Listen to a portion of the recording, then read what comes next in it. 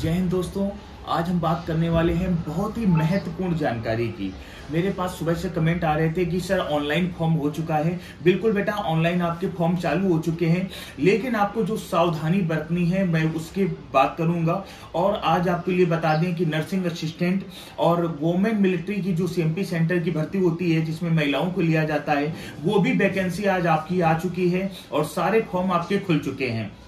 आपको सावधानी बरतनी है। सबसे पहले जो मेन है, इस बार बहुत ही दुखद है कि पहले 17.5 से 23 साल एज होती थी ट्रेडमैन में, टेक्निकल में, क्लर्क में, और इस बार एज घटा के 17.5 से 21 साल कर दिया गया है। एक थोड़ी बहुत निराशा है युवाओं में देखने को मिल रही है। वहीं आप जो नर्सिंग असिस्टेंट की वैकेंसी देख रहे हैं उसको परमानेंट कर दिया गया है और उस पे जो एज आपकी रखी गई है वो 17.5 से 23 साल रखी गई है। अगर आप बायोलॉजी किए हुए हैं तो आप नर्सिंग असिस्टेंट का ही फॉर्म भरें, क्योंकि वो एक परमानेंट वैकेंसी रहेगी और 17.5 से 23 साल आपकी एज ली जाएगी। दूसरा सबसे मेन आपको जो मैं बात करने वाला हूं आज, कि आपको करना क्या है कि जब भी आप फॉर्म भरने जाएं तो उसके पहले आप चेक कर लें कि आपके जो आधार कार्ड में आपका नाम, आपका एड्रेस, आपकी डेट ऑफ बर्थ वही होनी चाहिए जो कि आपके मार्कशीट पे है। अगर ऐसा नहीं है तो सबसे पहले आप अपना करेक्शन करा लें और करेक्शन कराने के बाद ही आप फॉर्म भरें। ये सारे डॉक्यूमेंट आप डिजी लॉकर ऐप पे भी डाल सकते हैं ताकि वहां से आर्मी वालों को निकालने में दिक्कत नहीं होगी, वेरीफाई करने में दिक्कत नहीं होगी और आपके सारे डॉक्यूमेंट उसमें पड़े रहेंगे। तो सावधानी ये बरतनी है, या हाई स्कूल की मार्कशीट हो, इंटर की मार्कशीट हो, आधार कार्ड हो, जहां भी आपको नाम में मिस्टेक लगे, एड्रेस में मिस्टेक लगे, डेट ऑफ बर्थ में मिस्टेक लगे, तो वो सभी आप सबसे पहले उसको सही करा लें। अगर आप उसको एक बार सही करा लेते हैं तो वो आपका हमेशा के लिए हो जाएगा और बाद में आपका फॉर्म रिजेक्ट नहीं होगा और किसी प्रकार की कोई दिक्कत का सामना आपको करना नहीं पड़ेगा। दूसरी चीज, आपको मोबाइल नंबर अपना रजिस्टर्ड कराना है आधार कार्ड पे। दूसरा, आधार कार्ड पे वही नंबर आपको रजिस्टर्ड होना चाहिए जो आपके पास हो।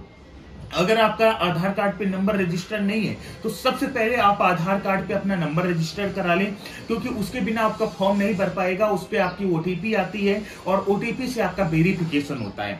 तो जो बच्चे 2-2 बार 3-3 बार हाई स्कूल करके फॉर्म डाल रहे हैं तो वो लोग बिल्कुल भी फॉर्म को फिलअप ना करें। इसी में आपके लिए भलाई होगी, वरना आप पकड़े गए तो आपका करियर बाद में भी खराब हो सकता है। तो आपको सावधानी बरतनी है कि आपको बिल्कुल भी फॉर्म नहीं भरना है। तीसरी सबसे चीज मोस्ट इंपॉर्टेंट बात यह है कि जब भी आप फॉर्म भर रहे हो तो आपको एक अच्छा कैफे तलाश करना है।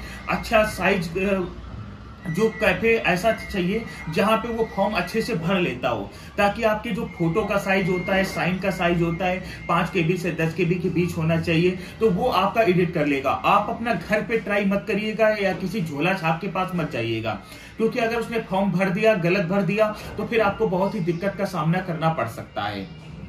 तो फॉर्म भरते समय भी बहुत ही आपको सावधानी बरतनी है और ये सावधानी आपको अगर आप अच्छे से बरत लेते हैं तो बाद में आपको दिक्कत का सामना नहीं करना पड़ेगा।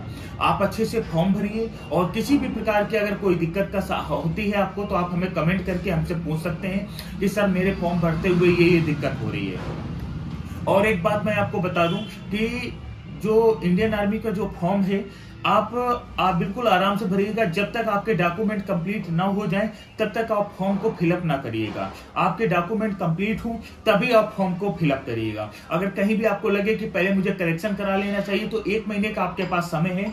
आप सबसे पहले अपना करेक्शन कराएं और करेक्शन करा के ही फॉर्म को फिलअप करें।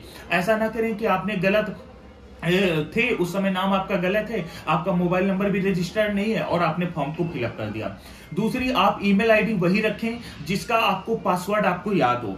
जिसका आपको पासवर्ड याद नहीं है वो ईमेल आईडी बिल्कुल भी ना लगाइएगा, वरना आप अपनी नई ईमेल आईडी बना लीजिए और नई ईमेल आईडी बनाने के बाद ही आप फॉर्म को भरिएगा। बाकी किसी प्रकार की कोई दिक्कत होती है तो आप हमें कमेंट करके हमसे पूछ सकते हैं। जय हिंद, जय भारत।